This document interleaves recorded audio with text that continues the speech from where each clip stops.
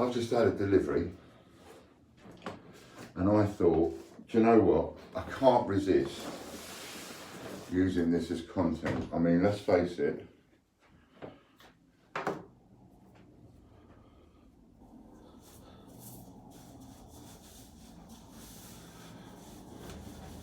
Just put my shirt on. Right, so let's face it, a lot of what we do is all about the videos and getting attention and one thing and another for whatever reason, be that to sell coins, give them away, whatever. And, you know, we've had all sorts of things going on, as you know, on our channel over the time. And I told you recently I told all of you, didn't I, about Beatrix Pot Shop. And I told you how you could go and get a load of the silver proofs if you was quick for 25 quid each. They had hundreds and hundreds and hundreds. And, and I said to you that that is an unbelievable buy. And it's an unbelievable buy simply because the wholesale price of a silver coin is around 50 quid. That's to buy it direct from the wholesalers, who is a big, massive wholesalers that buys it direct from the mint. Excuse me, scratching my nose.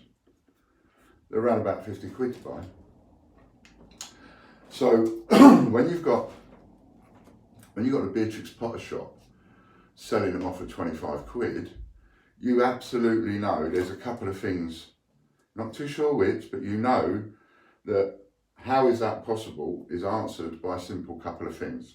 As I said to him when I spoke to him on the phone, number one, you've either invested a phenomenal amount of money that you're now stuck with a load of stuff and you're just out in it to get rid of it and get your money back, or you've got such a good deal with the Royal Mint that you're buying these coins cheaper than anybody else in the world. It can only be one or the other. There is no in between. They didn't tell me which. But that's why they were 25 quid. And for as long as they've got these for sale, the price and the value of a silver coin is only 25 quid. And the reason it's only 25 quid is because at any moment you can just nip over to the Beatrix Pot Shop and get one, because they've had hundreds, remember? They did have. But I've got to do some bobbing and weaving, haven't I? I've got to do a little bit of ducking and diving, bobbing and weaving. I've got to get back to the old Ian, the old buying and selling, the old boy that knows a bargain, that can spot it and sniff it from 2 miles away. I've got to get back to a bit of that. So I raised a bit of money, didn't I, with the old shares, and you know, a few of you have helped us out in one way or another. And I've also raised another bit of money, which I'll talk about another day, not for this video. And I did what I took my own advice, what I've been telling you. I said to you, any of you have got the money and you can lay that money out, get as many as you can, clear them out. If you've got the money to clear them out, clear them out.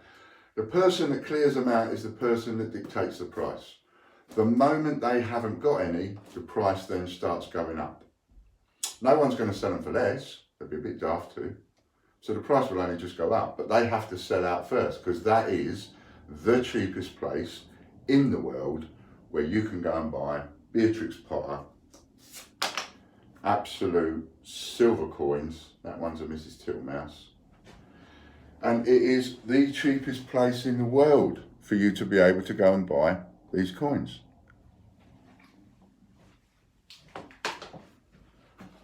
Once they're sold out, they're no longer the cheapest place in the world to buy the coins. And at that kind of price, well, you can't lose money.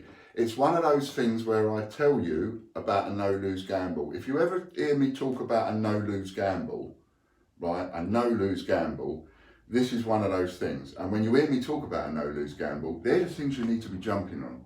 I shouldn't say words like you should or you need to or whatever, but from a point of view of getting a good deal and making money, right, a no-lose gamble is perfect. And this is a no-lose gamble because no matter what, you cannot lose money. Supposing they've paid more than 25 quid and they're losing money selling them off at 25 quid, but you buying them at 25 quid, you cannot lose money in that. Cannot lose money. bring them back out in 6 months' time, sell them for 50 quid each, and they will fly off the shelf. So I did exactly that. I raised the money, made some phone calls, did some bobbing and weaving, sold some shares, talking like an old market trader now, and I cleared them out. So they've got no more left. Go on to the Beatrix Potter shop, there are no more silver proofs. The only 50p's they've got are 2 bunces in a Royal Mint packet. But, and this is why this video is so important. This video should be a training video for the Beatrix Potter shop. I hope you people at the Beatrix Potter shop, this is not me, I spoke to somebody at the Beatrix Potter shop, because when I placed the orders, they phoned me up. They were doing their due diligence. They phoned me up to make sure it wasn't a bent order and somebody using a dodgy card, whatever, and give them their credit. And lovely lady, and if you're watching this, lovely lady, you are a very lovely lady. I spoke to her on the phone, very polite, you know, couldn't be more helpful. That said, and she was a lovely lady, very helpful people from what I've experienced, right? But that said, somebody is letting the side down. Somebody is letting the side down and putting at risk thousands of pounds, thousands upon thousands of pounds. And that is ridiculous. As a man that's just had £100,000 worth of stock lifted from me under my very nose, this is almost criminal as to what has happened here, and I told her that on the phone.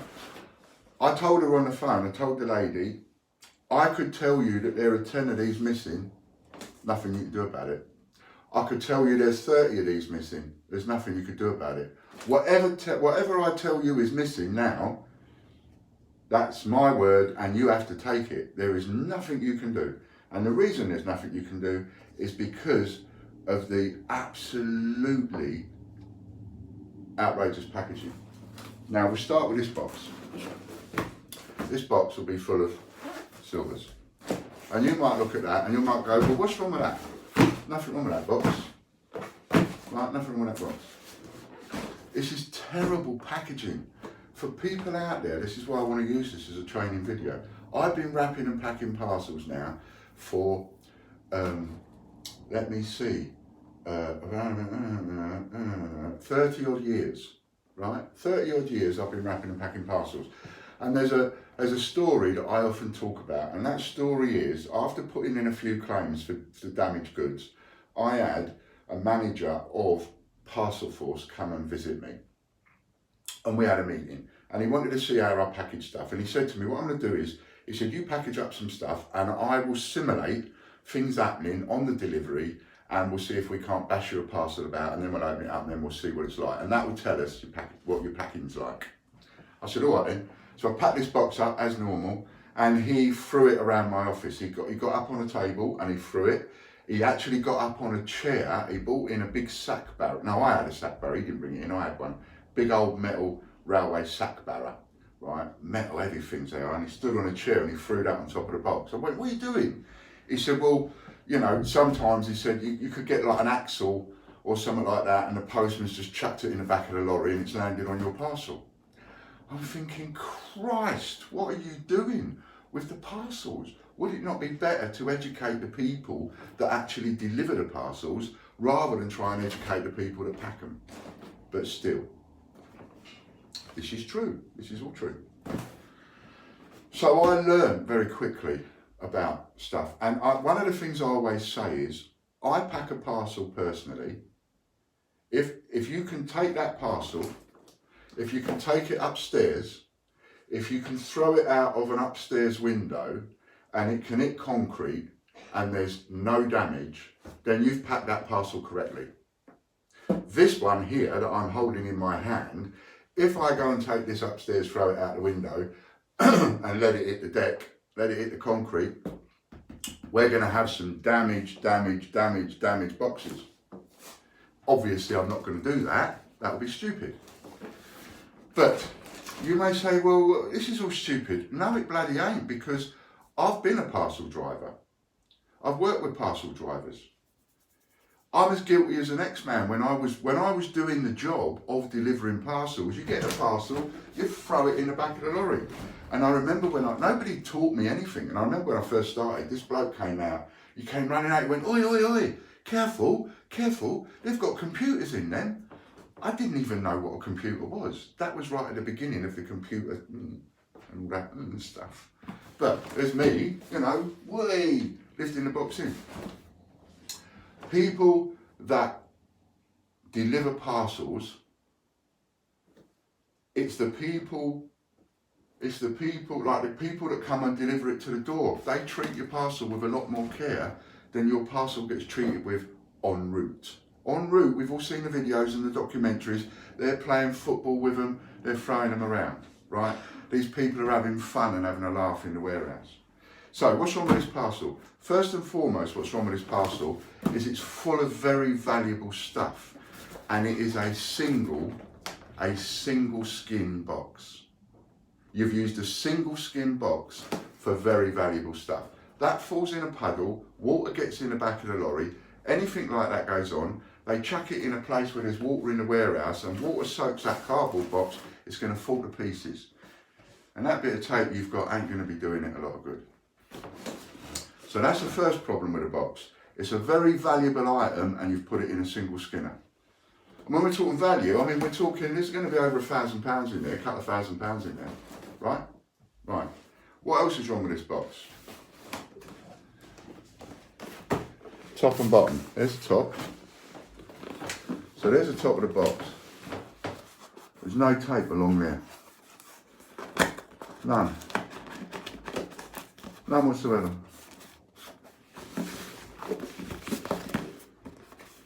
No tape along there. Let's turn it upside down. No tape along there. And no tape along the top. Right, so that's lazy taping, that is. This was taped with a tape gun. I can tell that. It was taped with a tape gun. Boom, boom, they've gone with a tape gun. So you're using a tape gun, which is faster anyway. Boom, boom. And of course, when you do along the corners here, it takes a bit longer because this is the correct way to do a corner. I'm going to show you. And I hope you can see it from there. When you do boxes, that edge needs to be covered. It needs to be covered because it needs to be secure. It needs to stop anything getting in.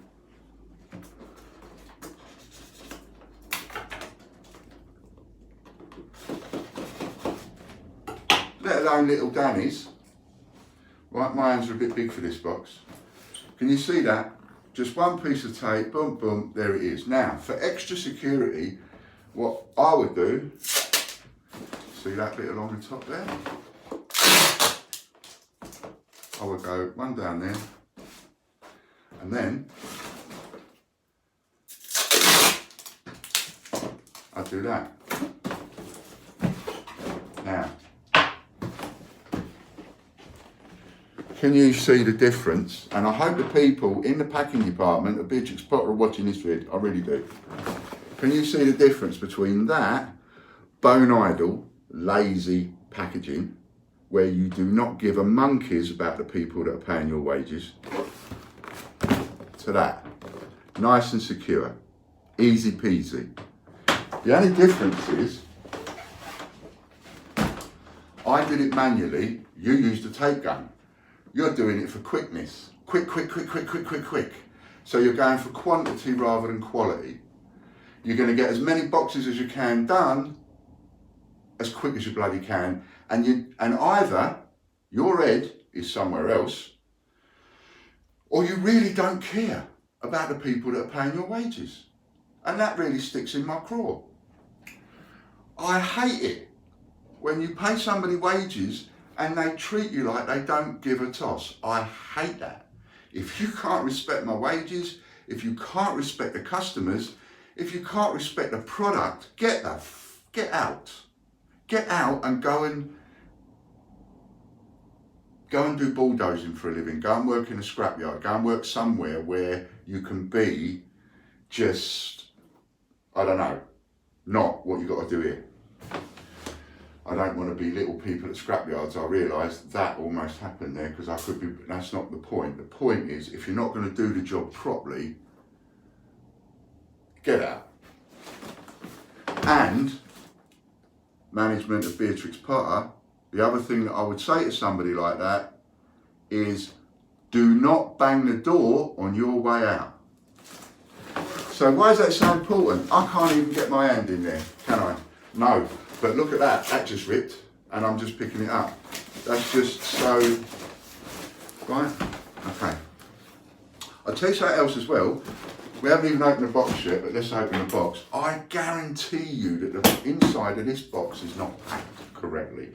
I bet they've just chucked it in with a load of old paper. That's what I reckon.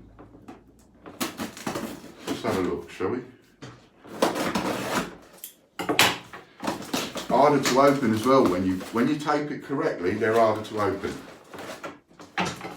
You can take any one of my parcels anytime, whether I wrap one of them or whether I wrap a china plate. You can throw it out of an upstairs window, you can let it hit the deck on the concrete and it ain't going to break. Just brown paper chucked in the top. Invoice. Look at this. I knew it.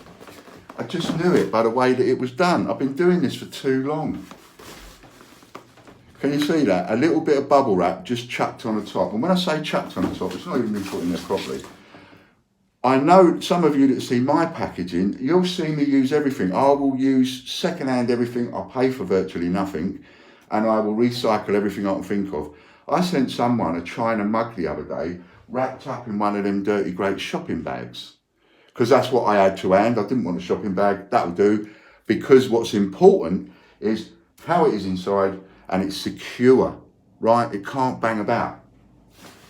This is just, what they've done, they've put a bit of bubble wrap in the bottom of the box. Then they've just chucked them all in, right? Chucked them all in, look.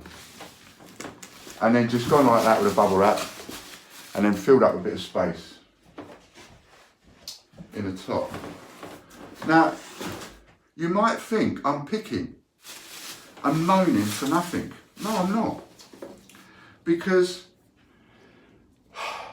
having dealt with the Beatrix Potter shop before and feeling like I can trust, yes, I'm going to count everything. Yes, I'm going to check it off against the invoice. But would I actually take the time to check every single box to make sure that there is no damage on any box whatsoever? And check every single box. And no, I wouldn't normally, but now I have to. I have to because of the way it's all been packed. I'm gonna get them out and I'm just gonna have to look at these because I'm so annoyed. I'm so annoyed. I'm pleased at the deal I got, but I'm so annoyed at the way it's all been presented. It's like the people in the warehouse have gone, well, we've put these on sale, it's a bucket of old shit, don't worry about it. Just treat it as such. But that, well, you know, would I do this video if that's all it was? No, I wouldn't. I'd be a bit annoyed. I'd go, you haven't packed that very nice. But, you know, that'd be it. However, we're now into this one. This one is also full of silvers. This one is 3 times as heavy as that one and 3 times as big.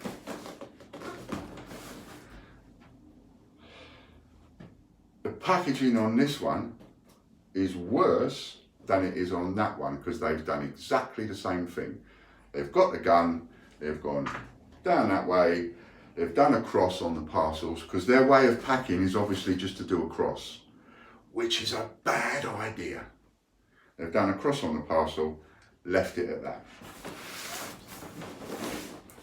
Can you see? Can you see? Now we're talking different ballgame now. Let's get up here. Now we're talking different ballgame. Bit different to the other one, isn't it? Why is that? I'll show you. it's a bit different to the other one because this one, we'll just get, the bloody phone went right at that moment, didn't it? So I'm trying to hold the box on my lap. What I've done, oh, put my hand in there. Thanks. What I've done, hello. Hello. Let's go through that side. Hello. You can put your hand in here. You can take out anything you want, which I did. I put my hand in and I took out a couple of the silvers, you know, because they're all in here. And once you get under the paper that's been chucked on the top, of course they're all in here loose. So easy to get out, you know what I mean? There we go. And I'm doing this because I'm the way that I'm doing it. But imagine somebody got a bit of time. Oh, look at that. That one's open. I'll have that one. And I'll have that one. And I'll have that one. How are you going to know? How are you going to know that this ain't done by somebody en route? How are you going to know that? Thank you, my love. I'll just leave it there. Thank you. And more importantly, not to belittle you customers, my customers, or any customers really, but how are you going to know that a customer ain't doing that? How you know I ain't going to go, I've got 15 missing when I've only got one missing? How are you going to know? Right, am I making my point? To have sent this much money's worth of stuff, this unsecure, your warehouse manager needs to be demoted. Whoever signed off on that, and I don't like to take people's work away from them, but whoever signed off on that needs to be demoted for a little while, needs to be bunged back into the wrapping and the packing area, because a manager of some description signed off on that.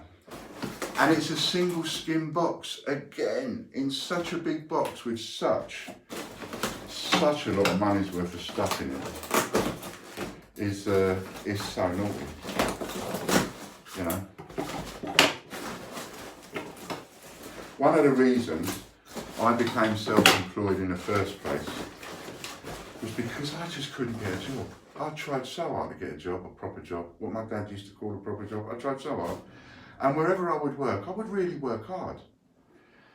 And I hated it when people just went against basic logic, when people did such stupid things. So I'd get myself into trouble. Cheers. And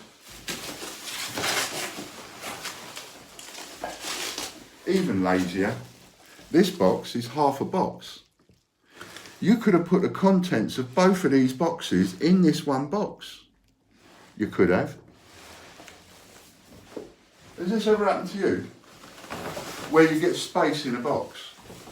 Now at the moment, what I've been doing, but this is only because I've got hundreds of these and I want to get rid of them. Some of you will notice, you'll get some of these in boxes, takeaway boxes. I use that to fill a box. But do you know the easiest way, the best and easiest way to deal with this problem, when you have a box, you put stuff in it, and the box is far too big, right? I used to do it with my hands.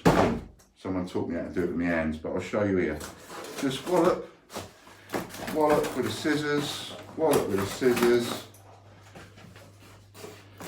wallop with the scissors. I mean, it's self-explanatory really. Now I'm saying here, you're going to go, oh yeah.